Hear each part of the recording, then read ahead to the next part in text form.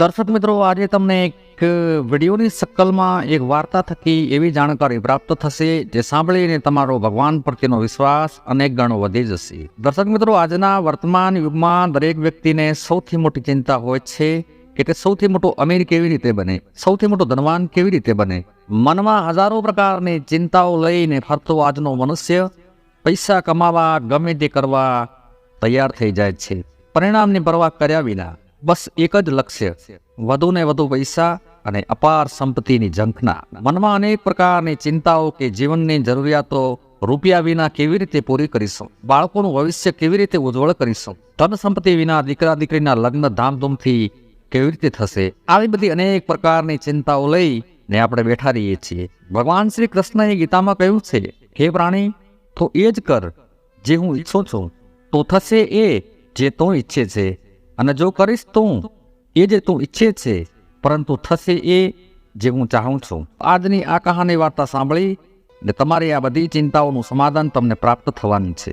પરંતુ પ્રશ્ન એ છે કે ભગવાન કોને કેટલું આપે છે અને ક્યારે આપે છે. ઘણીવાર આપણાને એવું જોવા મળતું હોય છે કે જે લોકો ભગવાનમાં અતૂટ વિશ્વાસ રાખે છે તેઓ સ્વયં ભૂખ્યા રહે છે, પણ બેમાની કરીને પેટ નથી ભરતા. એટલે જ આવા માણસો ઘણી વખત ગરીબ રહી જતા હોય છે, પોતાની જીવન આજીવિકા ગરીબીમાં વિતાવતા હોય છે. તેઓ સત્ય, નિષ્ઠા અને ઈમાનદારથી પોતાનું જીવન વ્યતીત કરતા હોય છે અને સારા ખોટા પરિણામનો નિર્ણય ઈશ્વર ઉપર છોડી દેતા હોય છે. આવા માણસોનું ધ્યાન સ્વયં ભગવાન રાખતા હોય છે. કેવા માણસો ઉપર પરમાત્માની દયા દ્રષ્ટિ હંમેશા બની રહે છે, એ જાણવા સમજવા માટે પૂરી સાંભળો આજની આ કહાની.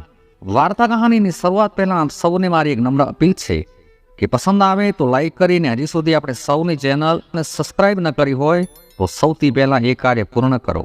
ઘણા સમય પહેલાંની આ વાત છે.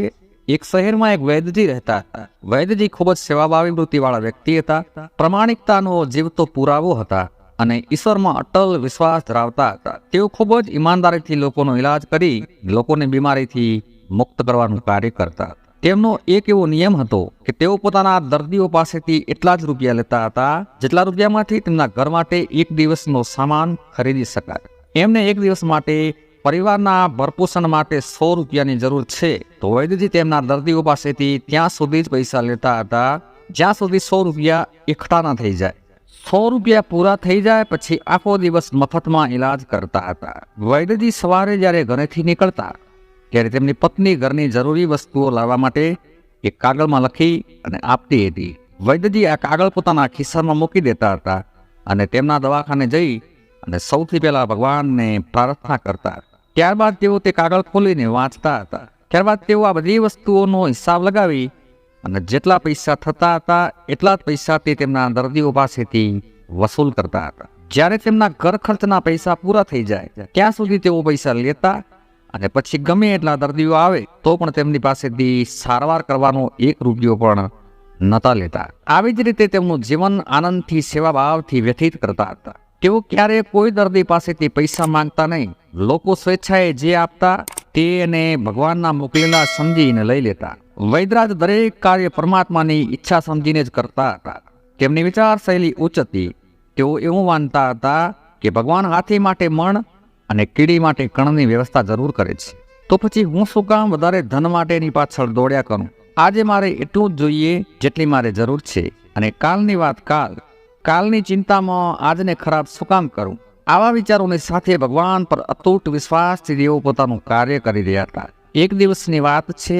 વૈદ્યરાજ સવારમાં પોતાનું દવાખાનું ખોલે છે ને ભગવાનનું સ્મરણ કરે છે ને રોજની જેમ પત્નીએ આપેલો કાગળ કાઢ્યો અને કાગળને વાંચવા લાગ્યા. કાગળમાં પહેલા તો ઘરનો અમુક જરૂરી રોજિંદો સરસામાન લખેલો હતો અને નીચે લખ્યું હતું કે આપણે દીકરીના વિવાહનો વખત હવે નજીક આવી રહ્યો છે. 1 મહિના પછી આપણે દીકરીના લગ્ન છે. દીકરીને વિવાહમાં આપવા માટે દહેજનો સામાન ખરીદવો પડશે. આ વ્યવસ્થા 1 જ મહિનામાં કરવાની છે. આટલું વાંચીને વૈદ્યરાજ વિચારવા લાગે કે મેં આજ સુધી જે સામાનની જરૂર પડી એટલા જ પૈસા કમાયા છે. મારી દીકરી વિશે મેં ક્યારે વિચાર્યું જ નથી. દીકરી જ્યારે મોટી થશે, તેના લગ્ન લેવાશે ત્યારે ઘણા રૂપિયાની જરૂર પડશે. હવે આટલા બધા રૂપિયાની વ્યવસ્થા હું 1 મહિનામાં કેવી રીતે કરીશ. તેઓ વાતને લઈ અને ઘણા ચિંતામાં આવી ગયા હતા. પણ પછી વિચાર કર્યો કે અરે, આ કામ માટે હું શું કામ ચિંતા કરું. આ કામ તો પરમેશ્વરનું છે. અને તે પરમાત્મા પોતે સ્વયં આની વ્યવસ્થા કરશે. હું તો બસ મારું કાર્ય જ કરી જઈશ. આટલું વિચારી નક્કી કરીને તેઓ દર્દીઓને દવા આપવામાં વ્યસ્ત થઈ ગયા. ત્યારે વૈદ્યજીની દ્રષ્ટિ એક મોટી ગાડી તેમના દવાખાના આગળ આવીને ઊભી રહે છે એના ઉપર પડી. સૂટ બૂટ પહેરીને ગાડીમાંથી એક વ્યક્તિ ઉતરે છે. ધનવાન વ્યક્તિ હતો અને આ વ્યક્તિને જોઈને વૈદ્યરાજને લાગ્યું કે તે ખૂબ જ અમીર ને ધનવાન ઘરનો વ્યક્તિ લાગે છે. તે અમીર વ્યક્તિ વૈદ્યજી પાસે આવીને બેસી ગયો. એટલે વૈદ્યરાજે પેલા વ્યક્તિને પૂછ્યું કે ભાઈ તમને શું તકલીફ છે જણાવો. અને વૈદ્યરાજે તેનો હાથ પકડીને તેની નાડી ચેક કરવાનું શરૂઆત કરી. તેની નાડી જોવા તપાસવા લાગ્યા. ત્યારે તે અમીર વ્યક્તિ બોલ્યો, વૈદ્યરાજ મને કોઈ બીમારી નથી, મને કોઈ તકલીફ નથી. હું તો બસ આમ જ અમથો તમને મળવા માટે આવ્યો છું. મને લાગે છે તમે મને ઓળખ્યો નથી. તો એ વ્યક્તિ પોતાનો પરિચય આપવા લાગ્યો અને કહ્યું કે વૈદ્યજી મારું નામ ઈશ્વરભાઈ છે. હાલ હું ભારતમાં નથી રહેતો, પરંતુ પાછલા ઘણા વર્ષોથી હું વિદેશમાં રહીને મારો કારોબાર કરું છું. આજથી બરાબર 15 વર્ષ પહેલા હું વિદેશથી અહીંયા આવ્યો હતો. ત્યારે અચાનક તમારા દવાખાનાની સામે જ મારી ગાડીના ટાયરનું પંચર થયું હતું. ત્યારબાદ ગાડીના ડ્રાઈવરે ટાયર ખોલ્યું અને પંચર કરાવવા ગયો. ત્યારે વૈશાખ મહિનાનો ધોક તડકો હતો, ગરમી ખૂબ જ હતી અને હું મારી ગાડી પાસે ઊભો હતો. મને ઘણો સમય ગરમીમાં ઊભેલો જોઈ અને તમે મને અહીં બોલાવ્યો અને બેસવા માટે ખુરશી આપી અને હું તમારી પાસે બેસીને વાતચીત કરવા લાગ્યો. ત્યારે મેં જોયું હતું કે એક 3-4 વર્ષની નાની બાળકી તમારી પાસે રમતી હતી અને તમને કહી રહી હતી કે પિતાજી મને ભૂખ લાગી છે, ચાલો આપણે જમી લઈએ. ત્યારે તમે તેને સમજાવી કે દીકરી થોડી વાર પછી જમી લઈશું. ત્યારે હું સમજી ગયો હતો કે હું તમારી પાસે બેઠો હતો એના કારણે તમે જમવા નહોતા જઈ રહ્યા. એના પછી મને વિચાર આવ્યો કે તમને એવું ન લાગવું જોઈએ કે હું ખાલી અમથો તમારી પાસે બેઠો છું. એટલે મેં તમારી પાસેથી દવા લેવાનો નિર્ણય કર્યો. મને યાદ આવ્યું કે મારા લગ્નને 8 વર્ષનો વખત વીતી ગયો છે, પરંતુ અમારે કોઈ સંતાન ન હતું. મેં સંતાન માટે ઘણી જગ્યાએ ઈલાજ કરાવ્યો હતો, પણ કોઈ પરિણામ મળ્યું ન હતું. ત્યારે મેં મારી આપવીતી સમસ્યા તમને જણાવી હતી. ત્યારે તમે મને કહ્યું હતું કે જુઓ ભાઈ, પરમાત્મા ઉપર વિશ્વાસ રાખો. પરમાત્મા પાસે દરેક સમસ્યાનું સમાધાન હોય છે. સમસ્યાઓ જન્મે છે તો ભેગું સમાધાન પણ લઈને જન્મે છે. ભગવાનના ખજાનામાં કોઈ ખોટ નથી હોતી. સંતાન, સુખ, જન્મ, મરણ, ધન, દોલત, સુખ, દુઃખ આ બધું પ્રભુના હાથમાં હોય છે. આ કોઈ વૈદ કે ડોક્ટરના હાથમાં નથી હોતું. જે કંઈ પણ થાય છે તે બધું ઈશ્વરાધીન છે. એની ઈચ્છાથી જ થાય છે. સમય આવે ત્યારે ભગવાન જેને જેને જેવી જરૂર પડે છે તે હું આપે છે. ડોક્ટર અને વૈદ તો માત્ર નિમિત્ત બને છે. આવી સમજણરૂપી ને જ્ઞાનરૂપી વાતો સંભળાવ્યા બાદ તમે મને દવાની 4 પડીકીઓ આપી. 2 પડીકી મારા માટે અને 2 પડીકી મારી પત્ની માટે. અને આ દવાનું સેવન કેવી રીતે કરવાનું છે એ પણ તમે મને સારી રીતે સમજાવ્યું હતું. ત્યારે દવા મેં મારા ખિસ્સામાં મૂકી અને હું એ દવાના પૈસા તમને આપતો હતો, પરંતુ તમે પૈસા લીધા ન હતા. એવું કહીને મારા પૈસા લેવાની ના પાડી કે આજનું મારું ખાતું બંધ થઈ ગયું છે. એ વાત જ્યારે મને સમજાણી ન હતી ત્યારે બાજુમાં બેઠેલા એક ત્રીજા વ્યક્તિ આવીને મને જણાવ્યું હતું કે ખાતું બંધ થવાનો મતલબ એ છે કે વૈદ્યજીએ આજના ખર્ચ માટે જેટલા રૂપિયા ભગવાન પાસે માંગ્યા હતા એટલા ભેગા થઈ ગયા છે. હવે તેઓ કોઈ પણ દર્દી પાસેથી સાંજ સુધી એક પણ પૈસો નહીં લે. આટલું સાંભળીને મને ખૂબ જ આશ્ચર્ય થયું હતું કે વૈદ્યજી કેટલા મહાન છે કે તેઓ ફક્ત પોતાની જરૂરિયાત મુજબના હિસાબથી જ પૈસા કમાય છે. તેમની અંદર વધારે ધન કમાવાની કોઈ લાલચ કે લોભ જ નથી. તમારી પાસેથી દવા લઈને હું મારા ઘરે જતો રહ્યો. ઘરે જઈને આ વાત મેં મારી પત્નીને કહી જણાવી.